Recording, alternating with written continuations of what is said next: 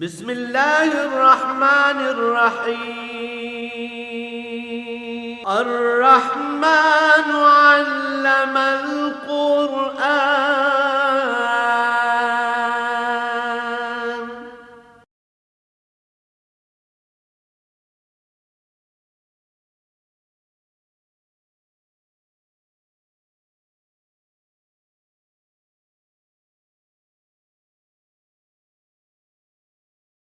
الحمد للہ رب العالمین والصلاة والسلام علی حبیبہ محمد وآلہ وصحبہ اجمعین. اعوذ باللہ من الشیطان الرجیم. بسم اللہ الرحمن الرحیم. وَيَسْأَلُونَكَ عَنْ ذِي الْقَرْنَيْنِ قُلْ سَأَتْلُو عَلَيْكُمْ مِنْهُ ذِكْرًا إِنَّا مَكَنَّا لَهُ فِي الْأَرْضِ وَآتَيْنَاهُ مِنْ كُلِّ شَيْءٍ سَبَبًا فَأَتْبَعَ سَبَبًا حَتَّى إِذَا بَلَغَ مَغْرِبَ الشَّمْسِ وَجَدَهَا تَغْرُبُ فِي عَيْنٍ حَمِيَّةٍ وَوَجَدَ عِندَهَا قَوْمًا قُلْنَا يَا ذَا الْقَرْنَيْنِ إِمَّا أَن تُعَذِّبَ وَإِمَّا أَن تَتَّخِذَ فِيهِمْ حُسْنًا قال اما من ظلم فسوف نعذبه ثم يرد الى ربه فيعذبه عذابا نكرا واما من آمن وعمل صالحا فله جزاء الحسنى وسنقول له من امرنا يسرا. اللهم سبحانك لا علم لنا الا ما علمتنا انك انت العليم الحكيم. مولاي صل وسلم دائما ابدا علی حبیبک خیر الخلق کلہم. وَيَسْأَلُونَكَ عَنْ ذِي الْقَرْنَيْنِ، یہ تین سوال جو کئی بار ذکر ہو چکا. مشرکین مکہ نے علماء یہود سے مدینہ سے منورہ سے پوچھ کر حضور اکرم صلی اللہ علیہ وسلم پر کیے تھے. روح کے بارے، اصحاب کہف کے بارے اور ذوالقرنین کے بارے. یہ دو سوالوں کا جواب گزر چکا، یہ تیسرا ہے.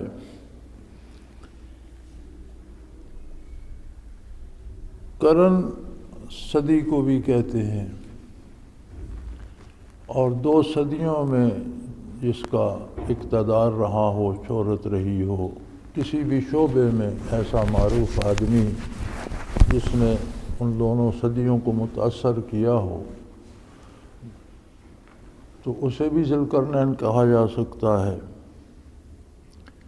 بعض حضرات نے لکھا ہے کہ یہ 2 چوٹیاں سر پہ رکھا کرتے تھے، ان کے حوالے سے انہیں ذی القرنین کہتے ہیں. بعض حضرات نے کچھ اور چیزیں بھی لکھی ہیں. بہرحال زیادہ صحت کے قریب یہ لگتا ہے کہ کوئی ایسا شخص جو 2 صدیوں میں ہوا ہو، یعنی پہلی صدی اس کی زندگی میں ختم ہو گئی، دوسری آ گئی، تو دونوں صدیوں کو اس نے متاثر کیا ہو، اتنا مشہور یا اتنا عظیم انسان ہو، تو اسے ذو القرنین کہا جاتا ہے.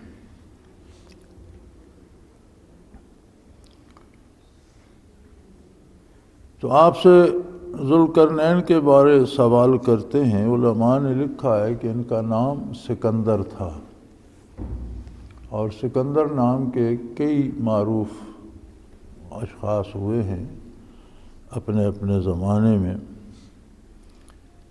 سب سے آخر میں یہ سکندر مقدونیہ والا ہوا ہے، سکندر اعظم جسے کہتے ہیں، جس نے بہت سی فتوحات کی. لیکن یہ سکندر نہیں ہو سکتا، کیونکہ یہ تو آتش پرست تھا اور مشرک تھا اور ایک ظالم انسان تھا. یہ سکندر کو اور ہوئے ہیں. اور بعض حضرات نے لکھا ہے کہ ان کا اور ابراہیم علیہ السلام کا زمانہ ایک ہے. اللہ بہتر جاننے والا ہے. تو ان کے بارے بہت حکایات مشہور تھیں اور مختلف قصے لوگوں نے گھڑے ہوئے تھے. کچھ صحیح تھے، کچھ میں آمیزش ہو گئی، غلط ہو گئی، لیکن بہت سے عجیب و غریب حکایات ان کے بارے زباں زد عام تھیں، ہر کوئی جانتا تھا۔ تو فرمایا یسألونک عن ذی القرنین، آپ سے ذی القرنین کے بارے سوال کرتے ہیں۔ قل سأتلو علیکم منہ ذکرا، آپ فرما دیجئے کہ میں ان کا کسی قدر حال تم لوگوں کو پڑھ کر سنا دیتا ہوں۔ یعنی وہی الہی میں قصے کہانیاں نہیں، حقیقت ہوتی ہے، اور جتنی ضروری ہے اتنی تمہیں اللہ کریم کی طرف سے سنا دیتا ہوں۔ انا مکننا لہ فی الارض، فرمایا رب جلیل نے بے شک ہم نے انہیں زمین پر بہت طاقت بخشی تھی، حکومت بخشی تھی، اقتدار بخشا تھا۔ وَآتَيْنَاهُ مِنْ كُلِّ شَيْءٍ سَبَبًا،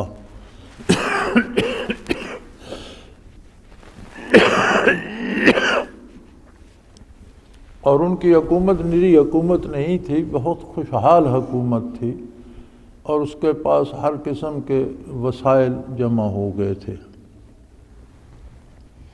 فَأَتْبَعَ سَبَبًا، چنانچہ انہوں نے اپنے وسائل جمع کر کے ایک طرف کا سفر شروع کیا۔ حَتَّى إِذَا بَلَغَ مَغْرِبَ الشَّمْسِ وَجَدَهَا تَغْرُبُ فِي عَيْنٍ حَمِيَّةٍ وَوَجَدَ عِندَهَا قَوْمًا، حتیٰ کہ وہ مغرب کی طرف نکلے اور ملکوں کے پر ملک اور شہروں پر شہر فتح کرتے چلے گئے، تاں کہ زمین کے مغربی سرے تک جا پہنچے جہاں آگے زمین نہیں تھی، اور دیکھا کہ سورج ایک پانی کے پیچھے سیاہ رنگ کے پانی میں سورج کو ڈوبتا ہوا پایا، یعنی آگے سمندر تھا اور اس سے پرے غروب آفتاب کا منظر تھا، زمین نہیں تھی۔ تو کتنا سفر انہوں نے کیا، کتنی فتوحات کیں، ان کے پاس وسائل اللہ نے جمع کر دیے تھے، زمین کے اگلے کنارے پر پہنچ گئے۔ وجد عندہا قوما، تو وہاں ایک قوم کو پایا۔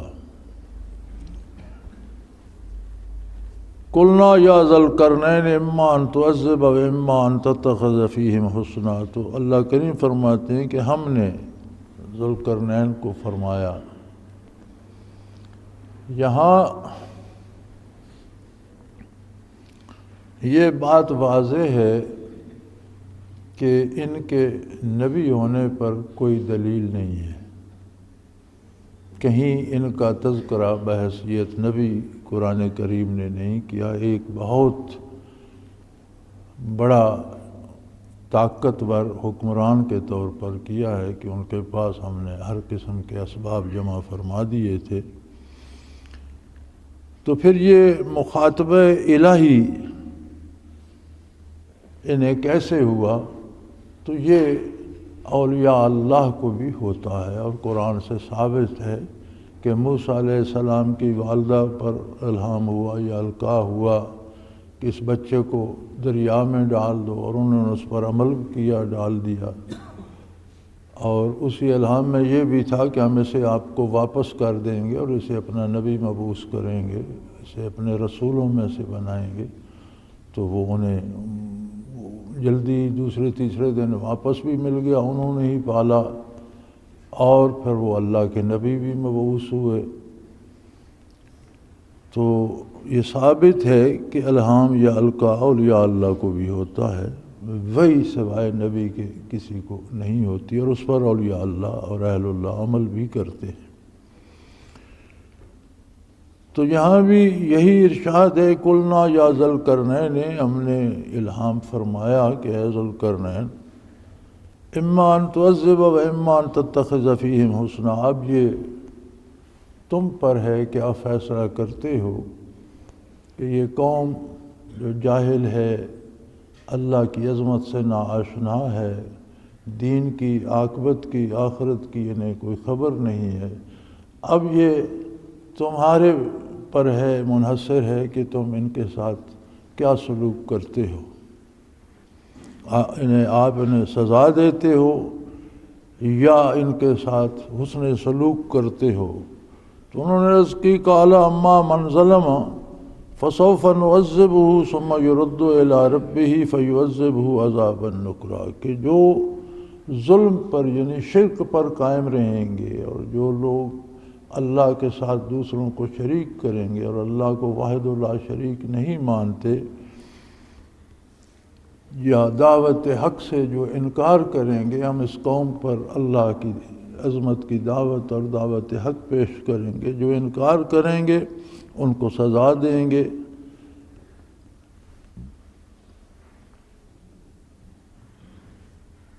اور ہماری سزا کیا ہے؟ ہم تو دنیاوی سزا ہی دے سکتے ہیں، ہم تو دنیا کی سزا دیں گے، لیکن انہیں واپس اللہ کی بارگاہ میں، اپنے پروردگار کی بارگاہ میں جانا ہے۔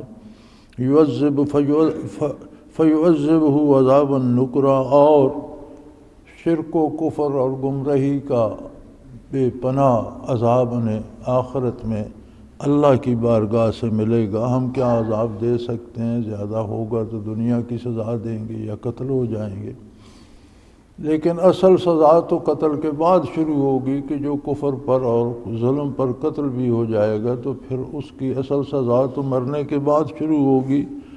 اور ان کا پروردگار رب العالمین ہے، جو اس کی ربوبیت کا تقاضا ہے کہ جیسا عمل ہو اس پر ویسا اجر مرتب فرمائے۔ کہ گندم بوتا ہے تو ربوبیت اس پر گندم کے دانے لگاتی ہے، اور کوئی جو بوتا ہے تو اس پر جو ہی لگتے ہیں۔ تقاضا ربوبیت اس کا انجام اس کی حقیقت اور اس کی اصلیت اور اس کی فطرت کے مطابق ہو۔ تو کفر و شرک اور برائی کا انجام عذاب اور جہنم ہے۔ تو دنیا کا عذاب کیا ہے؟ ہم بڑی سے بڑی سزا بھی دیں گے تو آدمی بھگت جائے گا یا مر جائے گا، قتل ہو جائے گا۔ تو اصل سزا تو انہیں ان کا رب کریم دے گا، جو ان کے اعمال پر جزا مرتب فرمائے گا، اور وہ عذاب بہت برا اور بہت سخت و عذاب نکرا، بہت نرالا عذاب ہوگا، بڑا دکھ دینے والا، بہت شدید عذاب ہوگا۔ وَأَمَّا مَنْ آمَنَ وَعَمِلَ صَالِحًا، اور جن لوگوں نے ایمان قبول کیا، اور ایمان کے ساتھ قرآن کریم میں آپ اکثر جگہ پر بلکہ ہر جگہ پر دیکھیں گے کہ آمن و عمل الصالحات، آمن و عمل صالحہ، یعنی عمل صالح کی قید ہوتی ہے ساتھ۔ ایمان کیا ہے؟ ایمان یہ ہے کہ اللہ اور اس کے رسول کی اطاعت کی جائے۔ زبانی ایمان کا دعویٰ کرتے رہنا اور عملاً نافرمانی کرنا یہ موضوع نہیں ہے، اس کا جوڑ نہیں بنتا۔ یہ اللہ کی مرضی کہ وہ کسی زبانی ایمان پر بھی معاف کر دے تو یہ اس کا کرم ہے، لیکن جو بندہ دعوی ایمان کرتا ہے اگر وہ حضور اکرم صلی اللہ علیہ وسلم کا اتباع نہیں کرتا تو بظاہر اس کا دعویٰ ثابت نہیں ہوتا۔ ہر دعویٰ جو ہے وہ اپنے گواہوں پر ثابت ہوتا ہے، شہادتوں پر ثابت ہوتا ہے، اور ایمان لانا ایک دعویٰ ہے، اعمال اس کے گواہ اور شہادتیں ہیں۔ جب ہم ایمان کا دعویٰ کرتے ہیں تو اس کی شہادت ہمارا کردار دیتا ہے، وہ اس پہ گواہ ہوتا ہے کہ یہ اتباع رسالت پناہی کر رہا ہے، اللہ کے نبی صلی اللہ علیہ وسلم کا اطاعت گزار ہے، تو اس کا ایمان پکا ہے۔ تو ہمیں خود اپنا اندازہ کرنا چاہیے، دوسروں کی طرف ہی نہ دیکھتے رہیں، اپنا تجزیہ کرنا چاہیے کہ الحمدللہ میں مسلمان ہوں، میرا دعوی ایمان ہے، اللہ میرا ایمان قبول فرمائے، لیکن کیا میرا کردار میرے ایمان اور یقین کے مطابق ہے؟ تو فرمایا وَأَمَّا مَنْ آمَنَ وَعَمِلَ صَالِحًا، جو ایمان لائے گا اور اپنی اصلاح کر لے گا، اپنا کردار درست کر لے گا اور اپنے ایمان کے مطابق اعمال کرے گا، فَلَهُ جَزَاءٌ الْحُسْنَىٰ، اس کو بدلے میں بھی بھلائی ملے گی، دنیا میں بھی اور آخرت میں بھی۔ ہم بھی یہاں بھی اس کے ساتھ احسان کریں گے، اس کی عزت کریں گے، اس کی مدد کریں گے، اس پر احسان کریں گے، اور آخرت میں اللہ کریم اسے بہت عزت و احترام سے اور بہت بڑے اجر سے نوازے گا۔ وَسَنَقُولُ لَهُ مِنْ أَمْرِنَا يُسْرًا، ہم بھی اس کے ساتھ نرم بات کریں گے، اس پر مہربانی کریں گے، کرم سے پیش آئیں گے، اور جب دنیا سے جائے گا تو اللہ کریم حقیقی نعمتیں تو دینے والا وہ ہے، رب کریم ہے، وہ اسے بہت انعامات سے نوازے گا۔ ثم اتبع سببا، جب ادھر سے فارغ ہوئے تو پھر ایک سامان سفر درست کیا اور پھر ایک سمت کو چلنے کا ارادہ فرمایا اور سامان سفر درست کیا، حتیٰ اذا بلغ مطلع الشمس، حتیٰ کہ مغرب کی ان سرحدوں پر جا پہنچے جہاں سے طلوع آفتاب کا منظر نظر آتا تھا، آگے زمین نہیں تھی، یعنی دنیا کے مشرقی کنارے پر پہنچ گئے۔ حتیٰ اذا بلغ مطلع الشمس، حتیٰ کہ سورج کے طلوع ہونے کے مقام پر پہنچے، وجدہا تطلع علی قوم لم نجعل لهم من دونہا سترا، تو جب دوسرے کنارے پر پہنچے تو وہاں ایک عجیب قوم دیکھی، وہ ایسے لوگ تھے جنہیں اللہ کریم فرماتے ہیں کہ ہم نے ان کو مکان بنانا بھی نہیں سکھایا تھا، دھوپ گرمی سردی میں ایسے ہی رہتے تھے۔ ایسی قوم سے واسطہ پڑا جن کے پاس کوئی اوٹ نہیں تھی، کوئی گھر، کوئی مکان بنانے کا تصور نہیں تھا۔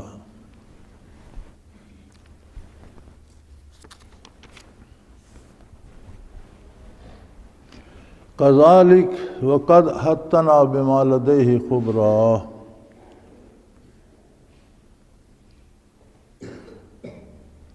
اور واقعہ حقیقتاً اسی طرح تھا۔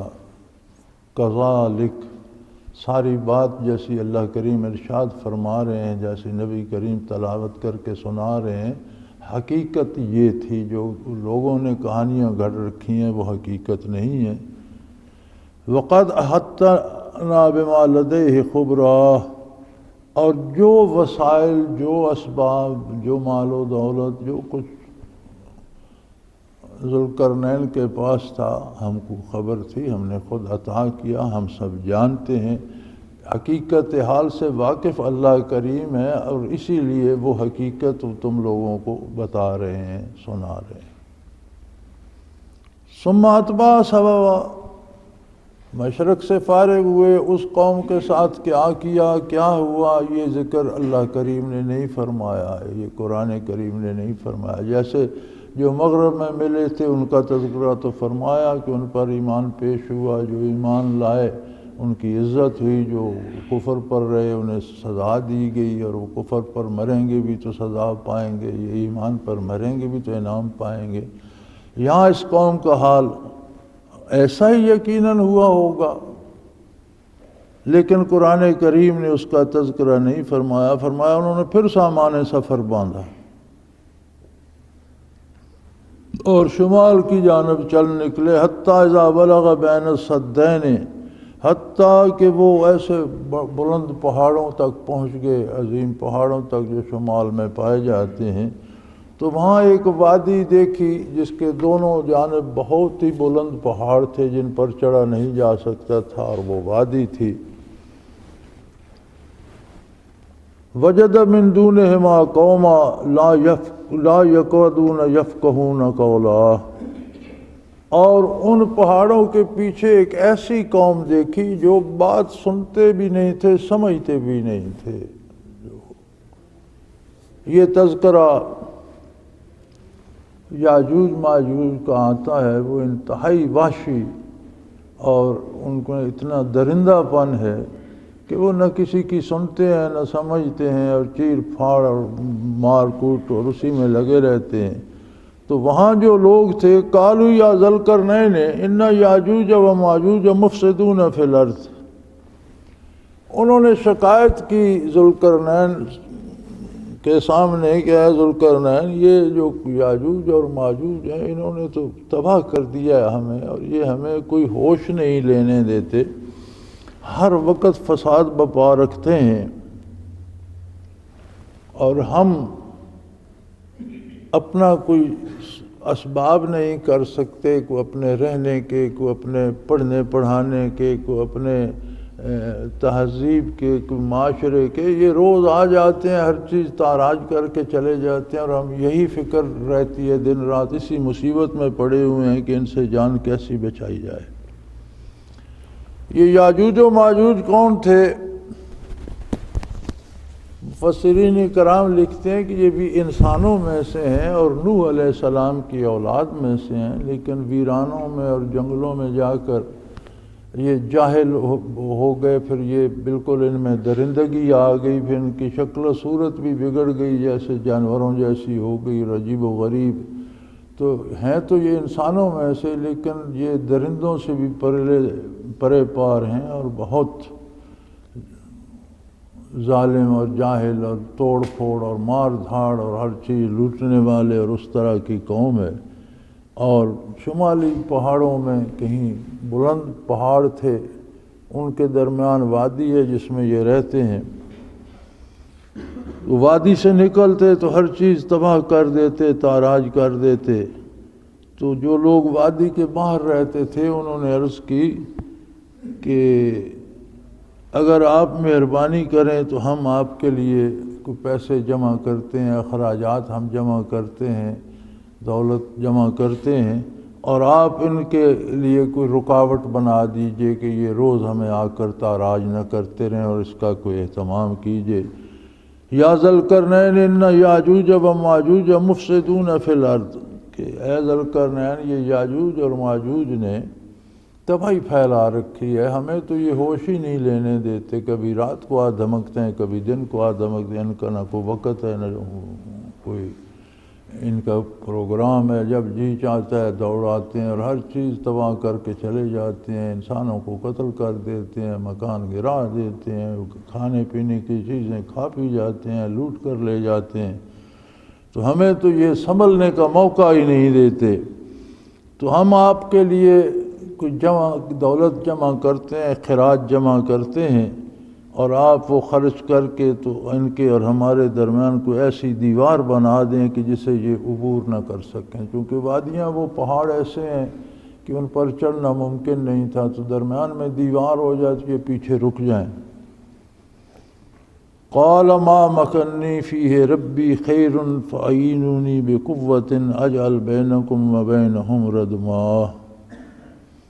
انہوں نے فرمایا تمہارے پیسے کی اور تمہاری دولت کی ضرورت مجھے نہیں ہے، مجھے اللہ کریم نے جو کچھ دے رکھا ہے وہ بے حساب اور بے شمار ہے، دولت اور سرمایہ میرے پاس ہے، تم قوت بازو سے میری مدد کرو، تم کام کرنے میں افرادی قوت جمع کرو، کیونکہ میرے ساتھ تو ایک مخصوص تعداد کی لوگ ہیں اس لمبے سفر میں تو کوئی فوج ساتھ نہیں لیے پھرتا اتنی بڑی، تو کام کرنے کے لیے تم بندے دو، تو میں ان کے اور تمہارے درمیان رکاوٹ کھڑی کر دیتا ہوں تاکہ یہ ادھر نہ آ سکیں اور تمہیں تنگ نہ کر سکیں۔ آتونی زبر الحدید، چنانچہ آپ نے لوہے کی چادریں منگوائیں، حتیٰ اذا ساوا بین الصدفین قال انفخوا، حتیٰ کہ وہ پہاڑوں کے درمیان جتنی وادی تھی اس میں دیوار کی صورت میں وہ لوہے کی چادریں جوڑ کر آپ نے ایک بہت بڑا پہاڑ جیسا پہاڑ نما دیوار کھڑی کر دی، جو پہاڑوں کی وادی سے لے کر ان کی چوٹی تک تھی۔ جب اس وادی کے منہ کو بھر دیا گیا لوہے کی چادروں سے دیوار بنا کر، تو آپ نے حکم دیا قال انفخوا کہ اسے دہکایا جائے، اس میں کوئلے ڈال کر آگ جلا کر اسے گرم کیا جائے، حتیٰ اذا جعلہ نارا، اسے اس حد تک گرم کیا گیا کہ وہ لوہا بھی آگ نظر آنے لگا، بالکل انگاروں کی طرح سرخ ہو گیا۔ قالاتونی افرغ علیہ کترا، تو آپ نے فرمایا کہ اب اس پر پگھلا ہوا تانبا لاؤ کہ اس کے اوپر ڈال دیا جائے۔ تو وہ پورا ایک پہاڑ بن گیا لوہے کی چادروں کا۔ جب وہ سخت گرم اور سرخ آگ کی طرح ہو گئیں تو پگھلا ہوا تانبا ان پر ڈال دیا گیا، اور وہ ایک مضبوط دیوار بن گئی ایسی جس پر کوئی چڑھ بھی نہیں سکتا تھا اور جسے توڑنا بھی آسان نہیں تھا۔ تو آپ نے فرمایا فَمَسْتَطَاعُوا أَن يَظْهَرُوهُ وَمَسْتَطَاعُوا لَهُ نَقْبًا، اب یہ ایسی دیوار بن گئی ہے کہ نہ تو یہ اس پر چڑھ سکتے ہیں اور نہ ہی اس میں کوئی نقب لگا کر سوراخ کر سکتے ہیں، اتنی بڑی دیوار بن گئی ہے، اور تم لوگ محفوظ ہو گئے ہو، تم اپنے اسباب کرو، اپنا کام کرو، اپنا طریقہ درست کرو۔ اور فرمایا قال ھذا رحمت من ربی، انسان کچھ نہیں کر سکتا، جو کام ہوتا ہے وہ اللہ کریم کی طرف سے ہوتا ہے۔ انسان دکھاوا ہوتا ہے کہ یہ بندہ کر رہا ہے، عطا اس کی ہوتی ہے، تمہارا کام ہو گیا، بہت بڑی رکاوٹ بن گئی، لیکن فرمایا میں کیا کر سکتا تھا اگر اللہ کریم توفیق نہ دیتے۔ تو یہ ساری اللہ کی رحمت ہے کہ اتنا بڑا کام ہو گیا اور ایک لوہے کا اور تانبے کا پہاڑ بن گیا، تو یہ اللہ کی رحمت ہے۔ اب تمہیں اللہ کا شکر ادا کرنا چاہیے اور اللہ کی اطاعت اختیار کرنا چاہیے۔ اور یاد رکھو فَإِذَا جَاءَ وَعْدُ رَبِّي جَعَلَهُ دَكَّا، جب اللہ کی طرف سے مقرر شدہ وقت آئے گا تو یہ دیوار بھی ریزہ ریزہ ہو جائے گی۔ قرب قیامت میں علماء کرام فرماتے ہیں کہ قرب قیامت میں وہ دیوار پھٹ جائے گی، ٹوٹ جائے گی، اور یاجوج ماجوج نکل آئیں گے اور زمین پر پھیل جائیں گے اور روئے زمین پر تباہی مچا دیں گے، چٹ کر جائیں گے، ہر چیز کو، کھانے پینے کی چیزوں کو چٹ کر جائیں گے، انسانوں کو قتل کریں گے، تباہ کر دیں گے، تباہی مچا دیں گے۔ اللہ کریم کا ارشاد بھی ہے، جیسے انہوں نے فرمایا کہ وَإِذَا جَاءَ وَعْدُ رَبِّي جَعَلَهُ دَكَّا، جب اللہ کریم کا وعدہ آئے گا، مقرر شدہ وقت آئے گا تو یہ ہر چیز تباہ ہو جائے گی۔ وَقَانَ وَعْدُ رَبِّي حَقًّا، اور یقیناً میرے پروردگار کا وعدہ حق ہے، وہی سچا ہے۔ تو یہ بھی قرب قیامت کی نشانیوں میں سے ہے کہ وہ دیوار پھٹ جائے گی اور یاجوج ماجوج نکلیں گے شمالی دیوار اس پہاڑوں سے۔ وَتَرَكْنَا بَعْدَهُمْ يَوْمَئِذٍ يَمُوجُ فِي بَعْضٍ، فرمایا ہم ان کو کھلا چھوڑ دیں گے اور یہ ایک انسان اور یہ سارے ایک دوسرے میں گڈ مڈ ہو جائیں گے، وہ نسل انسانی کو تباہ کر دیں گے، دنیا پہ بے شمار قتل و غارت کریں گے، لوٹ مار مچائیں گے، کھا پی جائیں گے۔ اور عیسیٰ علیہ السلام کی بد دعا سے اللہ ان پر کو وبا بھیج دیں گے اور وہ اس طرح مریں گے کہ وہ زمین پٹ جائے گی اور تعفن پھیل جائے گا۔ پھر اللہ کریم اتنی شدید بارش عطا فرمائیں گے جو ان کی لاشوں کو بہا کر سمندروں میں لے جائے گی اور یوں وہ تباہ ہوں گے۔ اور یہ ظہور مادی اور نزول عیسیٰ علیہ السلام اور یہ یاجوج ماجوج کا وہاں سے نکل آنا، یہ قرب قیامت کی نشانیاں ہیں۔ اور پھر نُفِخَ فِی الصُّورِ، پھر سور پھونکا جائے گا، کرنا پھونکا جائے گا، اور فَجَمَعْنَاهُمْ جَمْعًا، ایک دفعہ کرنا پھونکا جائے گا تو ہر ذی روح مر جائے گا، پہاڑ اڑ جائیں گے، سمندر خشک ہو جائیں گے، زمین تہ و بالا ہو کر برابر ایک نئی زمین بن جائے گی، کوئی جس میں نہ اتار چڑھاؤ ہوگا، نہ وادی ہوگی، نہ پہاڑ ہوگا، نہ دریا ہوگا، نہ چشمہ ہوگا، ایک ہی چٹیل میدان بن جائے گا۔ اور وہاں پھر سب لوگوں کو ہم جمع فرمائیں گے، جو آدم علیہ السلام سے لے کر قیامت تک جو دنیا سے گزر چکے ہیں، سب کو زندہ کیا جائے گا اور سب وہاں ذی روح جمع کر دیے جائیں گے۔ فَجَمَعْنَاهُمْ جَمْعًا، تو ہم وہاں سب کو جتنے ذی الارواح دنیا سے گزر چکے ہیں سب کو انسان، حیوان، چرند پرند ہر چیز میدان حشر میں جمع ہو جائے گی۔ وَعَرَضْنَا جَهَنَّمَ يَوْمَئِذٍ لِّلْكَافِرِينَ عَرْضًا، وہاں پھر جہنم کو بھی لایا جائے گا۔ دوسری جگہ قرآن کریم میں بُرِزَتِ الْجَحِیمُ لِمَن یَرَیٰ، دوزخ کو وہاں لایا جائے گا کہ جو نہیں مانتے تھے آپ اب اسے دیکھ کر یقین کر لیں اور دیکھ لیں کہ یہ دوزخ ہے۔ تو فرمایا میدان حشر میں جب ساری مخلوق کو جمع کر لیا جائے گا، وَعَرَضْنَا جَهَنَّمَ يَوْمَئِذٍ لِّلْكَافِرِينَ عَرْضًا، تو ہم کافروں کے سامنے جہنم لے آئیں گے، گویا ہر چیز ان پر کھل کر واضح ہو کر سمجھ آ جائے گی، لو دیکھو یہ جہنم ہے۔ الذین کانت اعینہم فی غطاء عن ذکری وکانوا لا یستطیعون سمعا، وہ لوگ جن کی آنکھیں میری یاد سے بند تھیں، پردے میں تھیں، اور وہ سننے کی بھی طاقت نہیں رکھتے تھے، سن کر بھی پرواہ نہیں کرتے تھے، دیکھ بھی کچھ نہیں سکتے تھے اور سن کر بھی پرواہ نہیں کرتے تھے۔ سمع و بصارت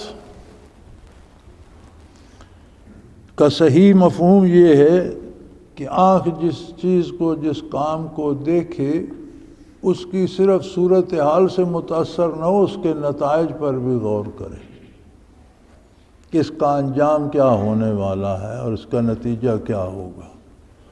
کان جس بات کو سنے اس کا تجزیہ کرے اور اس میں جو حق ہے اسے قبول کرے، اگر غلط بات ہے تو اس کو رد کر دے، اور اگر یہ کام نہ کرے تو پھر یہ انسانی منصب تو نہیں ہے، آنکھ تو حیوان کی بھی ہے، جانور کی بھی، ہر جانور کی ہے، کان بھی ہر جانور کے ہیں، آواز بھی ہر جانور سنتا ہے، دیکھتا بھی ہے۔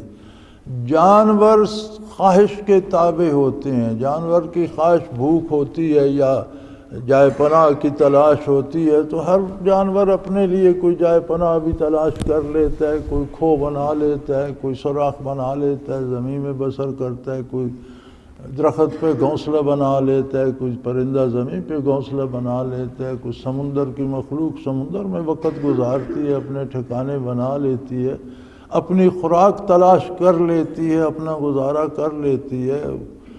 اگر انسان بھی یہی کرے تو پھر جانوروں میں انسان میں کیا فرق رہا؟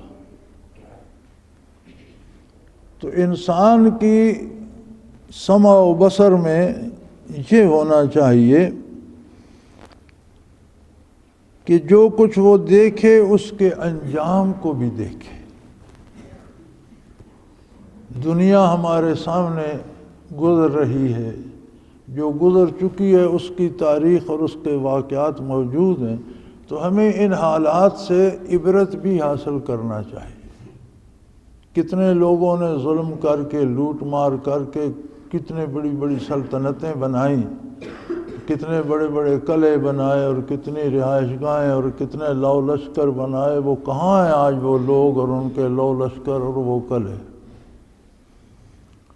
اور جتنے لوگوں کو قتل کیا اور لوٹ مار کیا وہ تو ان کی گردن پہ سوار رہا، اور دنیا کی دولت ان کی زندگی کے ساتھ، موت کے ساتھ ختم ہو گئی۔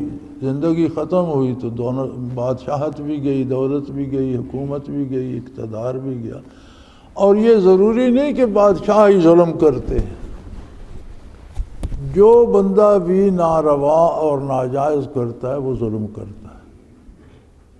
ہم اپنا حال دیکھیں تو ہم شور تو سارا حکمرانوں کے خلاف کرتے ہیں، لیکن کیا عام آدمی ظلم نہیں کر رہا؟ دکاندار، تاجر، چھابڑی فروش یا گلے میں کوئی پھٹا لٹکا کر چیزیں بیچنے والا جتنی زیادتی اس سے ہو سکتی ہے وہ بھی کر رہا ہے۔ کرنا تو ہر ایک نے اپنی بساط کے مطابق ہے نا، وہ بھی کہاں ہے اب ہمارے پاس انصاف اور عدل اور شرم و حیا اور نیکی کہاں ہے؟ تو فرمایا نظر وہ ہے، بصارت وہ ہے جو ان چیزوں کے انجام تک دیکھے۔ تاریخ عالم تمہارے سامنے ہے، زمین کا سینہ کھلا ہوا ہے، بڑے بڑے عظیم شہنشاہوں کے جو قلعے تھے وہ کھنڈروں کی صورت میں تمہارے سامنے عبرت کا نمونہ بنے ہوئے ہیں، اور جن لوگوں نے نیکی کی، بھلائی کی، ان کا نیک انجام بھی تمہارے سامنے ہے۔ ہمیشہ نیکی پہ انجام بھی نیک ہوتا ہے، جس راستے پہ کوئی چلتا ہے نتیجہ اسی راستے کی انتہا ہوتی ہے۔ اگر کوئی برائی کا راستہ اختیار کرتا ہے تو برائی کی انتہا پھر اس کا مقدر بن جاتی ہے اور آخرت میں اسے برائی پیش آتی ہے۔ نیکی کی راہ پہ چلتا ہے تو نیک چیزیں اس کا مقدر بنتی ہیں اور نیک انجام ہوتا ہے اور نیک نتائج ہوتے ہیں۔ تو فرمایا دوزخ ان لوگوں کے لیے ہے الذین کانت اعینہم فی غطاء عن ذکری، جن کی آنکھیں میری یاد سے پردے میں تھیں۔ یاد یا ذکر عمل کا کام ہے، عمل ہاتھ پاؤں سے ہوتا ہے، زبان سے ذکر ہوتا ہے۔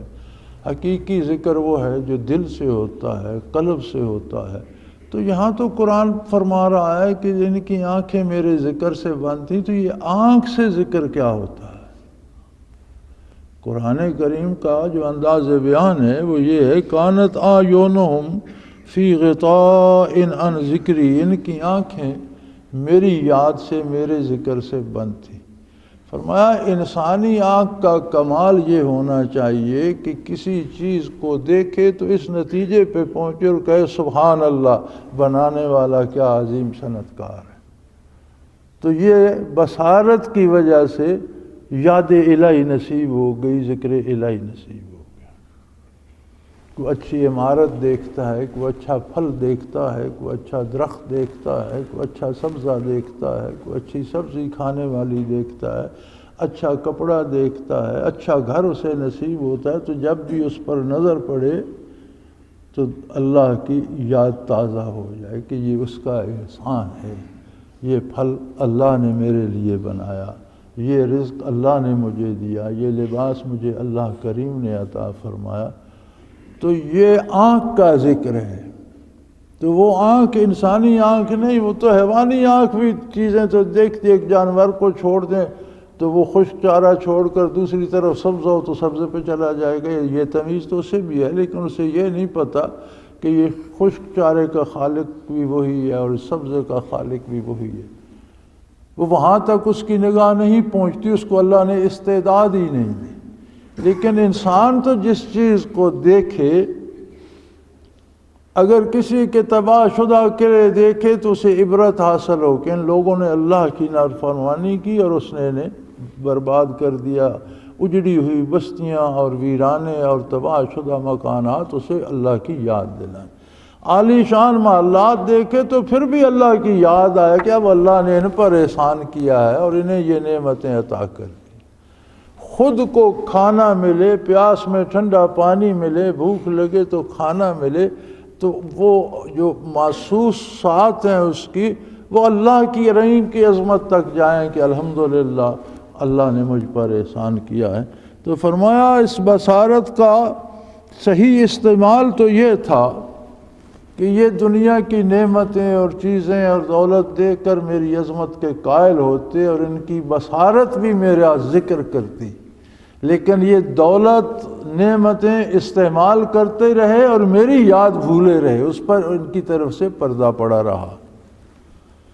وَقَانُوا لَا يَسْتَطِيعُونَ سَمْعًا، اور اسی طرح انہوں نے سماعت کو بھی استعمال نہیں کیا۔ کوئی اچھی بات سنتے تو میرا شکر ادا کرتے، کوئی بری خبر سنتے تو اللہ کی عظمت سے پناہ چاہتے، اللہ سے اس بری بات سے پناہ چاہتے، اللہ کریم سے حفاظت کا تقاضا کرتے۔ تو انسانی زندگی کا ہر لمحہ اے اللہ،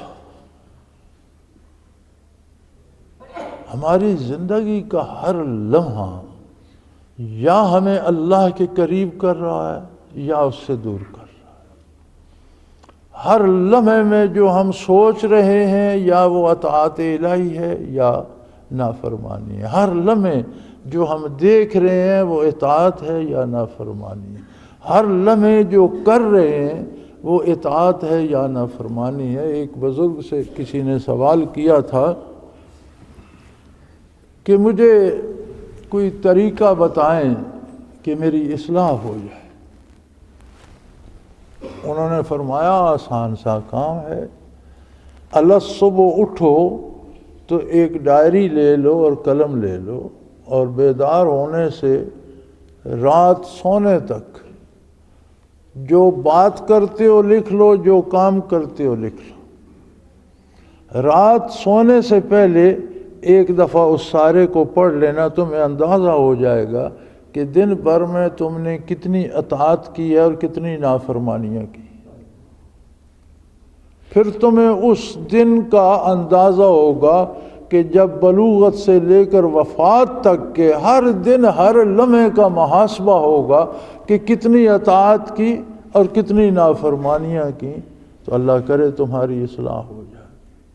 لیکن ہماری مصیبت یہ ہے کہ ہم محاسبہ تو سارا دن کرتے دوسروں کا رہتے ہیں، فلاں نے یہ غلطی کی، فلاں نے یہ برائی کی، فلاں نے یہ کیا، فلاں نے یہ کیا، جن سے تعلق ہو ان کی نیکیاں گنتے رہتے ہیں، فلاں بڑا اچھا ہے، اس نے یہ اچھا کام کیا، اس نے یہ اچھا کام کیا۔ سب سے پہلے مقدم ہے کہ ہم اپنا جائزہ لیتے رہیں، کہ چونکہ ہمیں وہ بھگتنا ہے جو ہم نے کیا، جو دوسرے نے کیا وہ اسے بھگتنا ہوگا، جو ہم نے کیا وہ ہمیں بھگتنا ہے، ہمیں اس کی فکر ہی نہیں ہوتی۔ تو قرآن کریم کی یہ آیات اس طرف توجہ دلا رہی ہیں۔ ہمارا تو عالم یہ ہے، جب زندگی ختم ہونے پہ آتی ہے نا تو پھر ہم بڑے چیختے چلاتے ہیں، ڈاکٹروں کے پاس بھاگتے ہیں، پیروں کے پاس بھاگتے ہیں، تعویذ لیتے ہیں، دم کراتے ہیں، لیکن موت نہیں ٹلتی۔ کوئی ایسی جائے پناہ نہیں ہے کہ جب اللہ کی طرف سے زندگی ختم ہو جائے تو کوئی ایک دن، ایک گھنٹہ، ایک لمحہ بڑھا سکے، ایسی کوئی نہیں ہے۔ اور زندگی کو ہم کیسے خرچ کرتے ہیں؟ کسی سے پوچھو کیا کر رہے ہو؟ جی وقت پاس کر رہا ہوں۔ یار وقت اتنا سستا ہے، وقت اتنی کم قیمت چیز ہے جسے تم گزارنے کے لیے سڑک پر بیٹھے ہو، ہوٹل پر آ بیٹھے ہو، تاش کھیل رہے ہو، ریڈیو سن رہے ہو، ٹی وی دیکھ رہے ہو، کیوں لگے ہوئے اس کے وقت پاس کر رہا ہوں۔ وقت بہت قیمتی چیز ہے، جو لمحہ بیت گیا بیت گیا۔ اب اگر ایک دن کا تجزیہ ایک شام کو کرو کہ دن بھر کے کتنے لمحات میں نے یاد الہی میں بسر کیے، کتنے کام میں نے اطاعت الہی۔ عجیب بات ہے ہماری کہ ہم تاش کھیلنے لگ جائیں تو ہمیں نہ بھوک لگتی ہے نہ پیاس لگتی ہے، ساری رات گزر جاتی ہے۔ وہی بندہ اگر نماز پڑھنے کے لیے تو اسے اتنی جلدی ہوتی ہے کہ وہ رکوع کو سجود بھی پورا نہیں کرتا۔ کیا عجیب بات ہے! یعنی ہم نیکی کے کام میں وقت صرف کیوں نہیں کرتے، ٹائم پاس کیوں نہیں کرتے؟ جی فارغ وقت ہے 2 نفل پڑھ لوں، وہ سکون سے ادا کرو، فارغ وقت ہے تلاوت کرتا ہوں، فارغ وقت ہے تسبیحات پڑھتا ہوں، تو وقت فارغ نہ رہے گا، مثبت کام پہ لگ جائے گا۔ یہ کیا بات ہوئی میں ٹائم پاس کر رہا ہوں؟ یہ وقت ضائع کر رہے ہو، گزار رہے ہو۔ سب سے قیمتی چیز جو ہے وہ یہی ہے۔ ملازم جو ہیں وہ گھنٹہ لیٹ آئیں گے، گھنٹہ پہلے چلے جائیں گے، جا کر کیا کرو گے؟ جس کام کی اجرت لیتے ہو وہ پورا کیا ہے؟ رزق حلال کیا ہے؟ نہیں کیا، خود حرام کھاؤ گے، بچوں کو حرام کھلاؤ گے، ان کے دل میں نحوست ہوگی، وہ کہاں اچھے شریف انسان بنیں گے؟ چور ڈاکو ہی بنیں گے جس کا ہمیں شکوہ ہے۔ دہشت گردی ہوگی تو دہشت گردی تو ہم اور پھیلا رہے ہیں۔ جب حلال نہیں کھاتے، بچوں کو حلال نہیں کھلاتے تو دہشت گرد ہی بنیں گے، ولی اللہ تو نہیں بنیں گے۔ تو اپنے وقت کا ادراک کرو، جو چیز دیکھو تو اس کے نتیجے تک جاؤ اور سمجھو کہ اللہ کریم نے اسے کتنا خوبصورت بنایا ہے۔ یہ جسے سزا ملی اللہ کریم نے اسے عبرت کا سبب بنا دیا ہے دوسروں کے لیے بھی۔ نعمت کھانے کو ملے تو اللہ کا شکر ادا کرو، پینے کو ملے اور سمع اور بصارت کو بھی اور زبان کو بھی اللہ کی یاد پہ لگاؤ اور دلوں میں اللہ کو بساؤ کہ ہر دھڑکن میں دل دھڑکے ایک بار اور لاکھوں بار اللہ اللہ کہہ جائے۔ جب دل زندہ ہوتا ہے نا، کسی کو 7 لطائف بھی نصیب ہو جائیں تو 7واں لطیفہ سلطان الاذکار جو ہے یہ بندے کے ہر سیل کو ذاکر کر دیتا ہے، اور ہر بندے میں 10 کھرب سیل ہیں۔ تو جب ہر سیل ذکر کرتا ہے تو دل ایک بار دھڑکتا ہے، ذکر 10 کھرب بار ہوتا ہے۔ صرف جس کا سلطان الاذکار روشن ہو جائے نا، اس بندے کو بھی یہ منصب مل جاتا ہے کہ دل ایک بار دھڑکتا ہے اور اس کا ذکر 10 کھرب بار اس کا وجود ذکر کرتا ہے، ہر سیل ذکر کرتا ہے۔ ایسی نعمتوں کی طرف آؤ، کیا دنیا داری میں پھنسے ہوئے ہو، اور پھر یہ چیزیں سامنے آ جانی ہیں، ان کو ہمیں فیس کرنا ہے، یہ ان سے سابقہ ہمیں ہونا ہے۔ اللہ کریم ہمیں اپنی یاد کی توفیق عطا فرمائے، ہماری خطاؤں سے درگزر فرمائے، اور ہمیں نیکی پہ گامزن رکھے۔ اور سارے حضرات دعا کیجیے گا اللہ کریم رحمت کی بارش نازل فرمائے۔ قحط سالی کا سماں بن رہا ہے، اللہ کریم خیر کی اور رحمت کی بارش نازل فرمائے۔ وآخر دعوانا ان الحمدللہ رب العالمین۔ اللہ اللہ اللہ اللہ اللہ اللہ اللہ اللہ۔ حضرت امیر محمد اکرم آوان مد ظلہ العالی دارالعرفان منارہ ضلع چکوال میں سالہ سال سے قرآن و حدیث کے اوپر خطابات کر رہے ہیں، اور سلسلہ نقشبندیہ اویسیہ کے مطابق لوگوں کو ذکر الہی کی تربیت دے رہے ہیں۔ وہ قرآن پاک کی تفسیر ترتیب وار بیان کر رہے ہیں۔ تفسیر قرآن کو وہ موجودہ ملکی اور بین الاقوامی حالات کے مطابق بیان کرتے ہیں۔ موٹر وے سے کلر کہار کے انٹرچینج سے نکلتے ہوئے، کلر کہار کی جھیل سے ہوتے ہوئے میانی، بوچھال اور نور پور سے گزرتے ہوئے دارالعرفان منارہ پہنچ سکتے ہیں۔ حضرت امیر محمد اکرم آوان نے بچیوں اور بچوں کی دینی اور دنیاوی تعلیم کے لیے سقارہ اکیڈمی کے نام سے ایک درسگاہ بھی قائم کی ہے، جس کا افتتاح ملک پاکستان کے صدر جنرل محمد ضیاء الحق نے اپنے دست مبارک سے کیا تھا۔ وہ تمام احباب جو اسلام کی طلب رکھتے ہیں، ان سے گزارش ہے کہ دارالعرفان منارہ ضلع چکوال میں امیر محمد اکرم آوان صاحب کے خطابات سے مستفید ہوں۔ وہ ہر جمعے کو نماز سے پہلے بیان فرماتے ہیں۔ ہر ماہ کی پہلی اتوار کو ماہانہ اجتماع ہوتا ہے، جس میں آپ خصوصی خطاب فرماتے ہیں، اور پاکستان کے چاروں صوبوں سے احباب اس اجتماع میں شرکت کرتے ہیں۔ اس کے علاوہ یہاں سال میں 2 مرکزی اجتماعات بھی ہوتے ہیں، ایک رمضان المبارک میں اعتکاف کا اجتماع، اور دوسرا جولائی اور اگست میں 40 دن کا اجتماع ہوتا ہے، جس میں روحانی تربیت کی جاتی ہے۔ اپنا خون سیماب دے کر اتنا ہم کر جائیں گے، نام آقا کا چمن میں پھر رقم کر جائیں گے۔